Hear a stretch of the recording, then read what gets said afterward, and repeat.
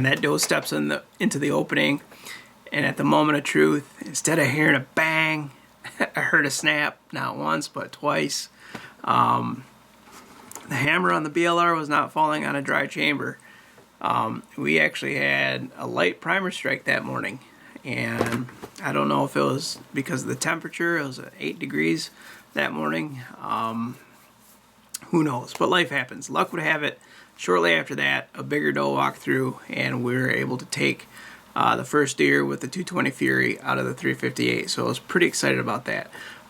But before we get into the video, I just want to take a moment and say thank you for being here and spending time with us at 358 Outdoors. I hope you continue to enjoy the content that we're putting out. So, but to the video, we are going back to the range. I have Levi's 7mm 08 with me.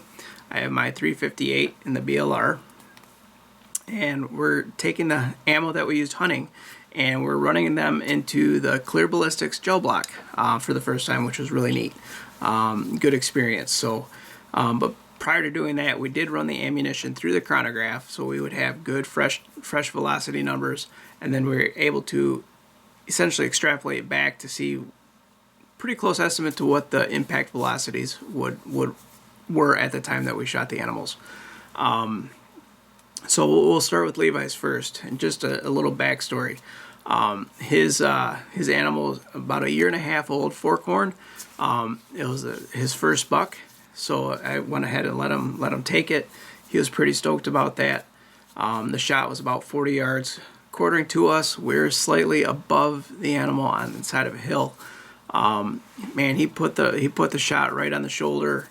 The bullet traveled downwards on an angle and came out behind the off shoulder.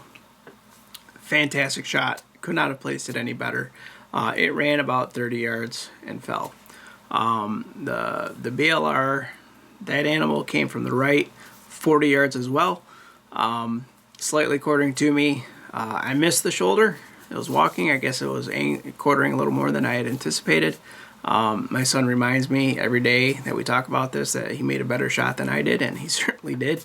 But anyways, the big 358 took care of everything. It turned and ran maybe 40 yards and fell over. So pretty happy with both of those experiences. So anyways, let's take a look at the data and we'll talk about it.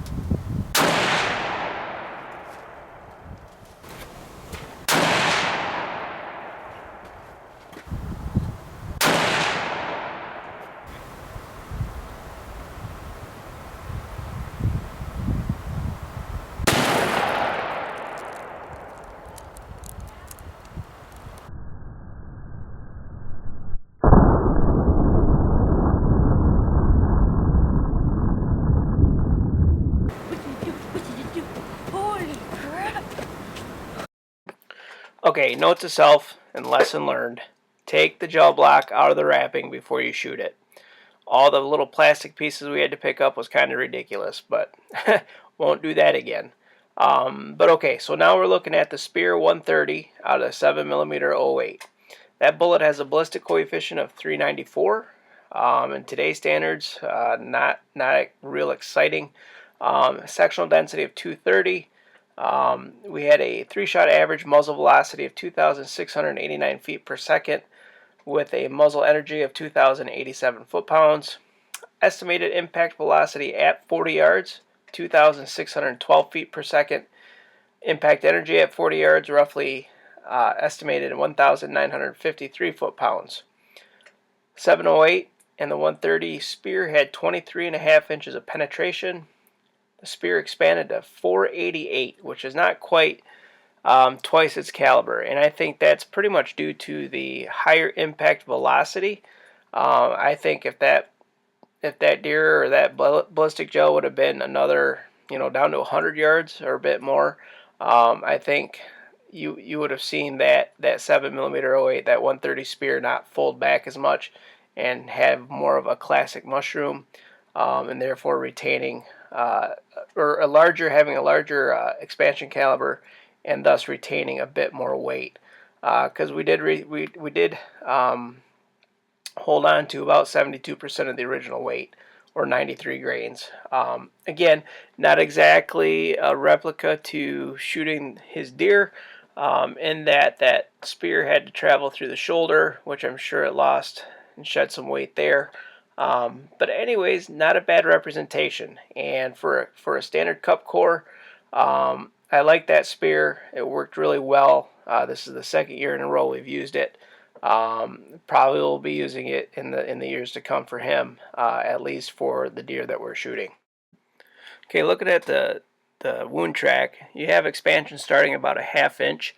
Then you can really start to see the permanent wound cavity opening up there. Narrows down about the 5-inch mark, then opens up again between 6 and 8 inches, and then shortly after that, around the 10 to 11-inch mark, or maybe even a foot, it narrows down to basically bullet diameter. For the rest of the travel distance down to 23 and 3/4 inches.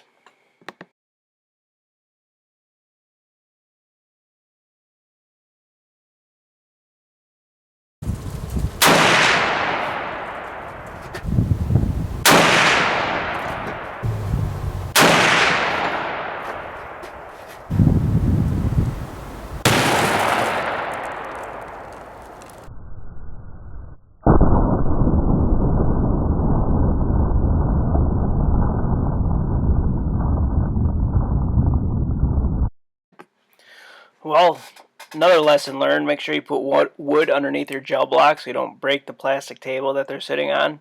Man, I'm learning all sorts of things today. But anyways, as we get into the 358 and the 220 Fury, this bullet, again, looks strikingly similar to the Spear 220 that Spear discontinued this past year.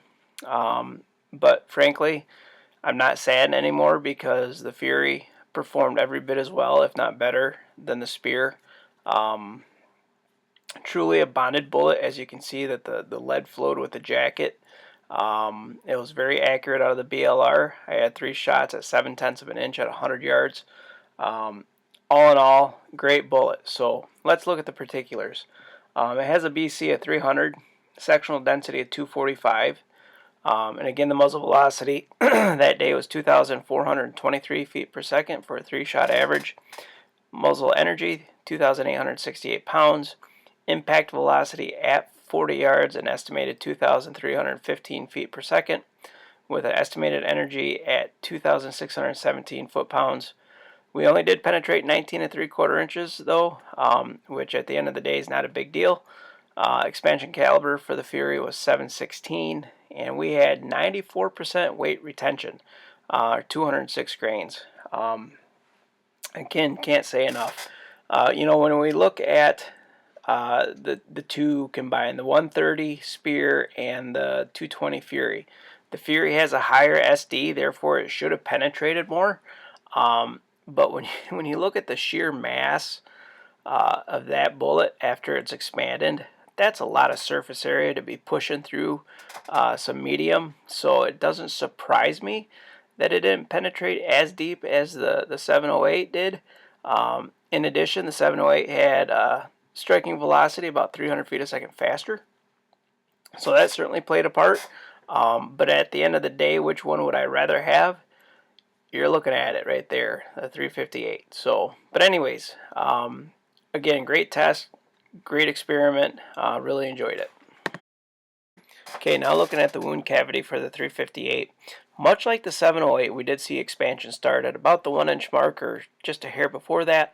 But the one difference you're going to see between the two is the size of the permanent cavity. It's about 2 inches across on the 358, which is considerably larger than the 708. But you'll also notice it's carrying that wound, that expanded wound cavity, quite a bit further into the block than the 708. Whereas the 708 pretty much tapered off at about the 8-9 inch mark. The 358 is still carrying a larger permanent cavity till about the 14-inch mark, 13 inches thereabouts, before basically the wound track is about the size of the expanded bullet itself, from the 14-inch mark down to 19, and I believe it's 3/4 inches. So anyways, not quite as deep of penetration for the 358, but certainly in the 12 or 14 inches that really matters. Man, that thing really opened up and did a great job.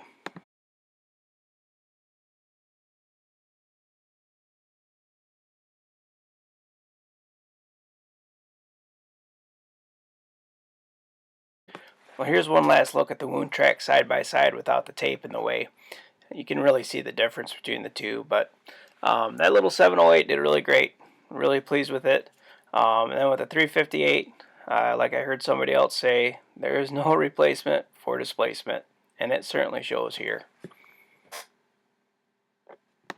Okay, I was rather pleased with those results. First off, that spear, that 130 spear and the 7mm 08. What a dandy little combination. My son, he's used that load for the last 2 years to take 2 deer. You know, it's driven not really fast. Frankly, it's 1 grain up from the minimum load of IMR 4064. We could certainly push it much faster, but there's no need to. And primarily, you know, I wanted him to shoot that rifle well. So I didn't want any more recoil than what was necessary. And we can certainly build up from there. But he's shooting it great. And I would have to imagine the deer that he shot this year, that bullet probably shot a little more weight because it had to penetrate that onside shoulder. Excuse me. And we didn't have a scapula or deer shoulder in that gel. So either way, worked just fine. The 358 and that 220 Fury, I love it. And I'm really glad that that is out there now to purchase. Great company here in Michigan. Highly recommend you guys look them up. You know, yeah, it didn't penetrate as deep, but you know, the whitetail ribs are only what, 12 inches wide, and we went 19 inches. Certainly that first foot really wreaked havoc in that gel block, so pretty happy with that. But anyways, it's springtime, it's sunny out. I think we got one more day of snow coming here in a couple days. I sure hope not, but we're going to be getting out to the range a bit more. I've got some loads to finalize for the trip this fall, but I also want to test some new ones, so stay tuned. It looks like we got the Hawk coming up, the 225 Hawk out of the BLR here. We'll do that next, but in the meantime, you guys have a great evening. Really appreciate you being here at 358 Outdoors. We're going to see you again real soon. God bless.